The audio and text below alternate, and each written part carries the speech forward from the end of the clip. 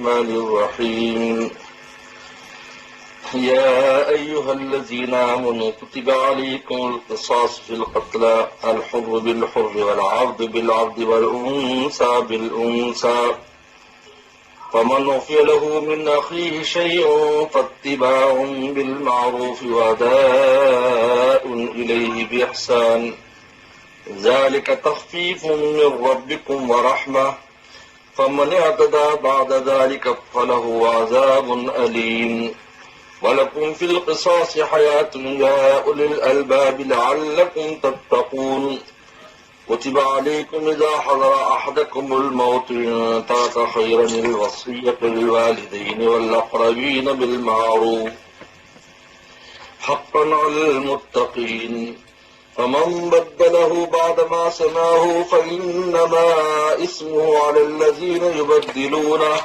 إن الله سميع عليم فمن خاف من موص جنفا أو إثما فأصلح بينهم فلا إثم عليه إن الله غفور رحيم صدق الله مولانا العظيم.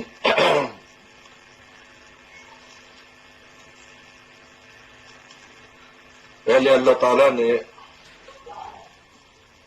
اصول بر کو بیان کیا تھا کہ نیکی کی بنیادیں کیا چیزیں،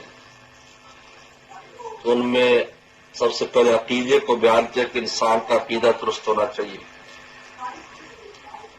اور اس کے بعد حسن اخلاق کو بیان کیا، حسن معاملات کے لوگوں کے ساتھ اس کے معاملات کیسے ہونے چاہیے، اور تیسرا تہذیب نفس کو بیان کیا کہ انسان کی اپنی اصلاح کن باتوں سے ہوتی ہے۔ اب یہاں سے تفصیلی احکام بیان ہو رہے ہیں، جن میں سب سے پہلے قصاص کے حکم کو بیان کیا ہے، کیونکہ انسانی جان کی بہت زیادہ قیمت ہے۔ سب سے پہلے قانون قصاص کو بیان کر رہے ہیں، اور اس قانون قصاص کے بیان میں جہاں قصاص کا حکم دے رہے ہیں وہاں پر زمانہ جاہلیت کا جو طریقہ کار تھا قصاص کا، اس پر رد بھی فرما رہے ہیں۔ زمانہ جاہلیت میں یہ ہوتا تھا کہ شریف اور وزیر یعنی کم درجے کا آدمی، مرد عورت، غلام آزاد، ان میں فرق کرتے تھے۔ اگر عورت ماری جاتی تو اس کے بدلے میں، یعنی کوئی عورت کسی کو مار دیتی تو اس کے بدلے میں مرد کو مارتے تھے وہ، کہ ہم اس عورت کو نہیں ماریں گے، ہم مرد کو ماریں گے۔ اگر بڑے خاندان کا آدمی مر جاتا تو اس کے بدلے میں کئی آدمیوں کو قتل کرتے۔ اس طریقے پر کوئی غلام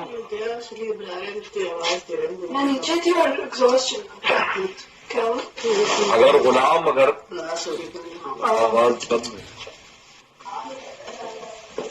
غلام جو ہے وہ قتل کرتا تو بجائے غلام کے قتل کرنے کے وہ کہتے ہم آزاد کو قتل کریں گے۔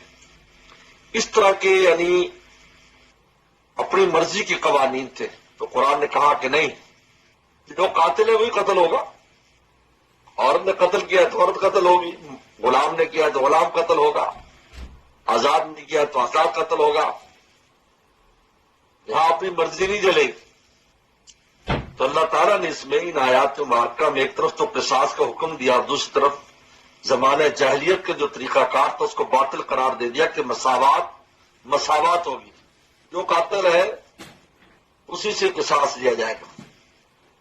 اور پھر اس کے ساتھ ایک معافی کا قانون بھی بتا دیا، یعنی ایک طرف تو قصاص رکھا اور ایک طرف معافی کا قانون بھی رکھ دیا کہ اگر کوئی مقتولین جو مقتول کے ورثہ میں سے کوئی ایک بھی اگر معاف کر دے گا تو بس اب اس سے قصاص نہیں لے سکتے، اب باقی لوگ دیت لیں گے۔ آج بھی یہی قانون ہے کہ اگر 10 وارث ہے، 5 وارث اس کے ہیں، اس کے بچے ہیں، بیٹے ہیں، بیوی ہے، اس کی بیٹیاں ہیں، کوئی ایک بھی معاف کر دیتا ہے کہ جی میں نہیں لیتا یا میں صلح کرنا چاہتا ہوں، تو پھر دوسرے قصاص نہیں لے سکتے، اب سب کو دیت لینی ہوگی جو اس کو خود۔ تو یہ اور یہ جو بیان ہو رہا ہے یہ قتل عامد کا ہے، جان بوجھ کر ایسے آلے کے ساتھ مارنا، تیز دھار آلے کے ساتھ مارنا، اس کو قتل عامد کہتے ہیں۔ یہ قتل عامد کا بیان ہے۔ قتل خطا وغیرہ کا بیان آگے جا کر آئے گا. تو اللہ تعالیٰ ارشاد فرماتے ہیں یا ایھا الذین آمنوا کتب علیکم القصاص، ایمان والو تم پر فرض کیا گیا قصاص فی القتلى مقتولین کے بارے میں. الحر بالحر، آزاد کے بارے میں آزاد ہی ہوگا. یہ نہیں ہے کہ ایک نے قتل کیا، وہ قتل کرنے والا معمولی قبیلے کا تھا، تم بدلے میں پورے خاندان کو صفایا کر دو. والعبد بالعبد، غلام کے بدلے میں غلام. والانثى بالانثى، عورت کے بدلے میں عورت.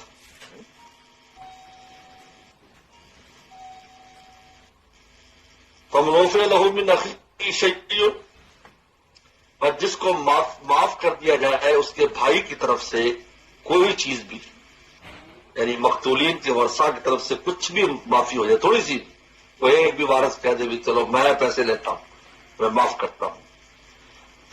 فاتباع بالمعروف، تو معروف طریقے سے اس کی اتباع کرو، یعنی شریعت کے قوانین کے دائرے میں اب اس کی اتباع کرو. اب اپنی مرضی نہیں کرو، ہم تو جب تک بدلہ نہیں لیں گے ہم اس وقت تک چین نہیں آئے گا دوسرے وقت سے. کہا کہ نہیں، اب شریعت کی مانو، کیونکہ یہ خون میں تجزی نہیں ہوتی کہ کچھ قتل کرنے والے ہوں اور کچھ معاف کرنے والے ہوں، تو اس کو کچھ قتل کر دیا جائے اور کچھ چھوڑ دیا جائے، ایسا نہیں ہوتا. وَأَدَاءٌ إِلَيْهِ بِإِحْسَانٍ،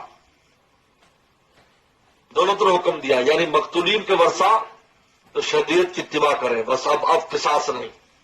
اور جو قاتل ہے اداء الیہ بإحسان، تو وہ پیسے جو ہے وہ آسانی کے ساتھ دے. احسان یعنی احسان آسانی کے ساتھ اور معروف طریقے سے ان کو پیسے ادا کرے، پابندی کرے اس کی.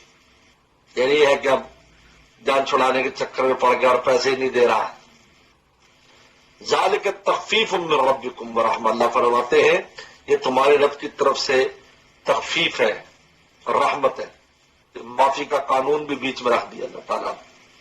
اور قصاص میں جو قاتل ہے وہی قتل کیا جائے، ورنہ جاہلیت کے اندر اپنی مرضیاں چلتی تھی. جو جرگہ فیصلہ کر دیتا تھا کہ چلو جی ان کے 2 بندے مار دو، ان کے 3 بندے مار دو، اسی پر عمل ہوتا تھا.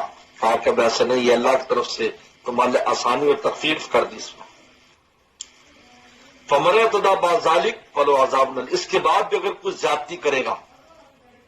زیادتی کس طرح ہوگی کہ مقتول کے ورثاء نے دیت بھی لے لی، پھر قاتل کو کہیں موقع ملا قتل کر دیا بدلے، یا قاتل کی جان چھوڑ گئی یا پیسے نہیں دے رہا، بھاگ گیا. اب وہ بیچارے انتظار کر رہے ہیں بھی ہمیں پیسے ملے گا، اور پیسے نہیں دیا. اور عذاب علیم، اللہ فرماتے ان کے لیے دردناک عذاب ہے. دونوں میں سے جو زیادتی کرے گا، مقتولین کے ورثاء کی زیادتی یہ ہوگی کہ قاتل کو پھر قتل کر دیا باوجود دیت لینے کے، باوجود معافی کی. اور قاتل سے زیادتی یہ ہوگی کہ دیت ادا نہیں کر رہا ہے. اس وقت فرماتے وَلَكُمْ فِي الْقِصَاصِ حَيَاةٌ يَا أُولِي الْأَلْبَابِ لَعَلَّكُمْ تَتَّقُونَ، تمہارے لیے قصاص میں زندگی ہے. بظاہر تو ایسا لگتا ہے کہ ایک جان کو پھانسی چلا دیا گیا اور مار دیا گیا، کہ نہیں، کتنوں کی زندگیاں ہیں. ورنہ قتل و غارت روکنے والی نہیں ہے. قتل و غارت روکنے کا یہی طریقہ ہے. تو اس قاتل کو جب تم نے قتل کر دیا تو کتنی زندگیاں بچ گئی. کتنے وہ لوگ جو اپنے غصے میں چاہتے تھے ہم یوں کر دیں، معمولی بات پر قتل و غارت اتر آتے ہیں، ان کے ہاتھ رک جائے گے، ان کا غیظ و غضب رک جائے گا شریعت کے قانون کی وجہ سے، جس سے امن و امان پیدا ہوگا. اور کتنی زندگیاں بچ جائیں گی اس کی وجہ سے. ایک قاتل سے قصاص لینے کی وجہ سے کتنی زندگیاں بچ جائیں گی. جس طرح ایک چور کے ہاتھ کاٹنے سے کتنے مالوں کی حفاظت ہو جائے گی، ایک ڈاکو کے ہاتھ پاؤں کاٹنے سے کتنے لوگوں کے اموال عزت جان کی حفاظت ہو جائے گی. شریعت کا عجیب قانون ہے. شریعت کا قانون دیکھنے میں سخت ہے، اس کے نتائج بہت اعلیٰ ہے. اس لیے کہ مجرم جو ہے، صرف مجرم کو سزا دینا مقصود نہیں ہوتی شریعت میں کہ صرف مجرم کو سزا ملے، بلکہ دوسروں کو بھی عبرت ہو. یہ ایک اہم نقطہ ہے شریعت کا. جو اور لوگ ہیں دیکھنے والے ان کو عبرت ہو کہ بھائی آئندہ اگر ان کا نفس کو کہے بھی یہ کام کرو تو کہیں کہ دیکھو یہ ہوگا جو فلانے کے ساتھ ہوا ہے. یہ فرمایا کہ فی القصاص حیات، قصاص میں زندگی ہے. یا اے عقل والو، لعلکم تتقون، تاکہ تم پرہیزگار ہو جاؤ۔ پرہیزگاری کیسے آئے گی؟ اس طرح پرہیزگاری آئے گی کہ نفس کو روکنے کی ایک چیز پیدا ہو جائے گی، جس سے انسان تقویٰ ہے نفس کو روکنا۔ تو نفس کو روکنے کا یا تو خوف الہی اتنا ہو، خوف الہی نہیں ہے تو قانون روکتا ہے، پھر قانون کی وجہ سے تو ہو جاتی ہے، میرے ساتھ ایسا ہو جائے گا، اس قانون کی وجہ سے رکتا ہے۔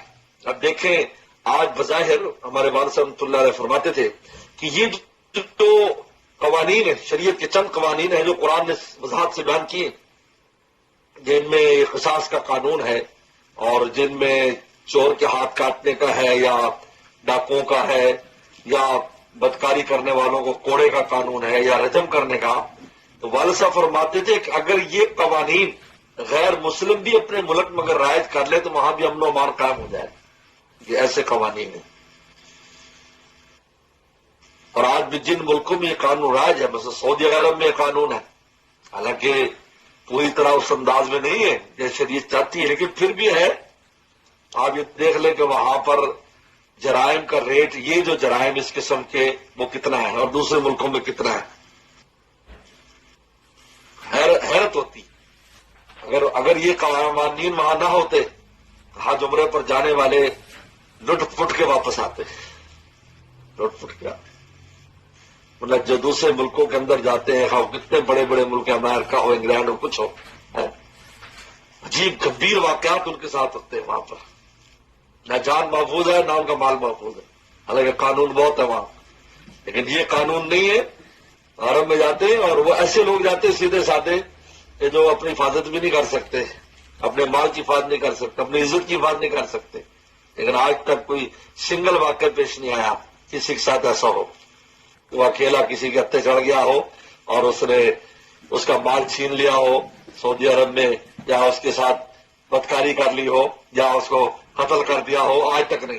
وہ اگر ایسا کرے گا اور قصاص کا قانون آ جاتا ہے وہاں پر، بالقصاص حیات لعلکم تتقون۔ اب اس کے بعد دوسرا حکم وصیت کا بیان کر رہے ہیں۔ یہ پہلے قانون یہ تھا شریعت مطہرہ کا کہ آدمی جب فوت ہونے لگتا تو وصیت کرتا تھا کہ میرے اتنا مال فلاں وارث کو، اتنا مال فلاں وارث کو، اتنا فلاں کو دے دیں، لیکن بعد میں وراثت کی آیات اتر آئی اور اس میں تعین ہو گیا کہ کس کا کتنا حصہ ہے، لہٰذا یہ وصیت کا حکم منسوخ ہو گیا تھا۔ ہاں، اب وصیت لا وصیت لوارثین، وارثوں کے لیے وصیت نہیں ہے، غیر وارث کے لیے وصیت کر سکتا ہے، لیکن وہ بھی تہائی مال میں، اپنے مال کی تہائی میں کر سکتا ہے، جیسے مسجد کے لیے، مدرسے کے لیے، یا کسی دور کے وارث کے لیے، کسی خادم کے لیے کہہ سکتا ہے اس میں سے میری بات میں سے اتنا دے دینا، تو اس کے کل مال کی تہائی میں سے وہ نکالا جائے گا، تہائی سے زیادہ نہیں نکالا جائے گا۔ اس لیے پسندیدہ یہی ہے کہ چوتھائی حصے کی وصیت کرے، اگر کرنی بھی ہے تو وصیت کرے تو اپنے مال میں سے میرے چوتھا حصہ جو ہے وہ فلاں جگہ دیا جائے، نیک کاموں میں لگایا جائے، جو بھی ہے۔ تو یہ آیات تبدیل ہو گئی، یعنی یہ منسوخ ہو گئی۔ کتب علیکم اذا حضر احدکم الموت، تم پر فرض کیا گیا ہے جب آ جائے تم میں سے کسی کی موت، ان ترک خیرا، اگر وہ مال چھوڑتا ہے، مال کو اللہ نے خیر قرار دیا، ان ترک خیرا، اگر وہ مال چھوڑتا ہے تو یہ مال بھی خیر ہے، لیکن خیر بھی خیر تب رہتی ہے کہ جب وہ دائرۂ شر میں نہ داخل ہو۔ اگر وہ مال حرام طریقے سے کماتا ہے یا ہر وقت اسی کے پیچھے پڑا ہوا ہے مال کمانے کے، تو پھر خیر نہیں رہتا۔ ہر چیز کا خیر ہونا بھی ایک خاص حد تک ہوتا ہے۔ خیر الوصیت للوالدین، کے وصیت کرے والدین کے لیے، والاقربین، اقرب بالمعروف، معروف طریقے سے، معروف المراد شریعت نے جو حدود اور قیود لگائی اس کے مطابق کرے، یعنی یہ نہ ہو کہ کسی کو دوسرے ورثہ کو محروم کرنے کی نیت سے کرے کہ بس فلانے کو مل جائے باقی سب محروم ہو جائے، ایسا نہ کرے۔ حق المتقین، فرمایا یہ حق ہے متقی لوگوں پر، خدا سے ڈرنے والوں پر۔ فمن بدلہ بعد ما سمعہ، پھر جو اس وصیت کو بدلے سننے کے بعد، اب انہوں نے تو وصیت کر دی، اب آگے جا کر جب وصیت کا وقت آیا اس میں تبدیلیاں کر دی، ایسا بھی لوگ کرتے ہیں، تبدیلیاں کر دی وصیت کے اندر، تو یہ وہ یوں تھا، یہاں تھا، وہاں تھا، ایسے کر کے اب قاضی نے تو اس کے مطابق فیصلہ کر دیا۔ فإنما اسم الذین یبدلون، تو اس کا گناہ تبدیل کرنے والے پر ہوگا، قاضی پر نہیں ہوگا۔ قاضی کو قاضی تو موجود نہیں تھا، اب انہیں گواہیاں دے دی کہ نہیں جی فلاں کو اتنا دیا تو فلاں کو اتنا دیا تھا، حالانکہ ایسا نہیں تھا۔ تو اب جو تبدیل کرنے والا ہے سارا گناہ اس کے ساتھ ہے۔ ان اللہ سمیع علیم، اللہ سن بھی رہے ہیں اور اللہ کے علم میں بھی ہے۔ فمن خاف من موسن جنفن اور اسمن، جو آدمی خوف کرے وصیت کرنے والے سے جنفن جھکاؤ کا، یعنی وہ کسی طرف جھک جائے گا کسی کے بارے میں اس کے رجحانات، لیکن یہ ہے عمدن نہیں، یہ عمدن نہیں ہے، یعنی ویسے جیسے فرط محبت سے وہ چاہ رہا ہے کہ وہ زیادہ کر دے، وہ پتہ چل گیا اس بات کا وہ فلاں کے لیے زیادہ کرنا چاہتا ہے۔ اور اسمن یا گناہ کے طور پر، یعنی جان بوجھ کر دوسرے کو محروم کرنا چاہتا ہے اور مال کی شوق دینا چاہتا ہے۔ فاصلح بینہم، تو ان کے درمیان جو شخص صلح کرا دے، فلا اسم علیہ، تو اس پر کوئی گناہ نہیں ہے۔ یعنی اس موقع پر اگر ایسے لوگ ہوں جس سے وہ وصیت کر رہا ہے تو اس کو سمجھا دیں کہ بھی ایسا کوئی کام نہ کریں جس میں آپ اپنے وارثوں کو محروم کریں، کیونکہ ہوتا اسی طرح ہے، تھوڑا بہت ہی کمی بیشی پیش آ جائے تو اپنی اولاد کو ان کو محروم کر دیتے ہیں، سارا مال چلو جی فلانے کو دے دو، مسجد میں دے دو، مدرسے میں دے دو۔ یہ شریعت کی نظر میں پسندیدہ نہیں ہے۔ ہو سکتا ہے کہ بھائی بیٹا اتنا فرمانبردار نہ، لیکن آگے اس کی اولادیں فرمانبردار نکل آئیں، اور ایسا ہوتا ہے کہ پوتے بہت اعلیٰ درجے پر چلے جاتے ہیں نیکی تقوی اور علم کے، تو ثواب تو دادے کو بھی تو مل رہا ہے، اور وہ اس کے باپ کو محروم کر جاتے ہیں، جن کی وجہ سے تکلیف پوتوں کو ہو رہی ہے۔ وہ تو یہی کی ہے لیکن آگے اولاد کو تکلیف ہے۔ اگر وہ مال چھوڑ جاتا تو اس کے پوتوں کے کام آتا۔ اس لیے قرآن مجید نے کہا کہ تمہیں کیا پتا کہ تمہارے لیے نفع بخش کون ہے۔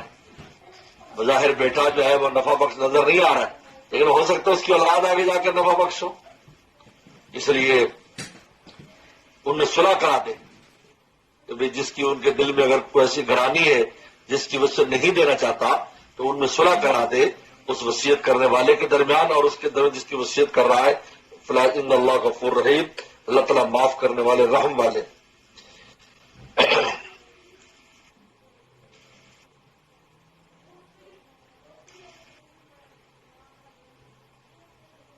چلو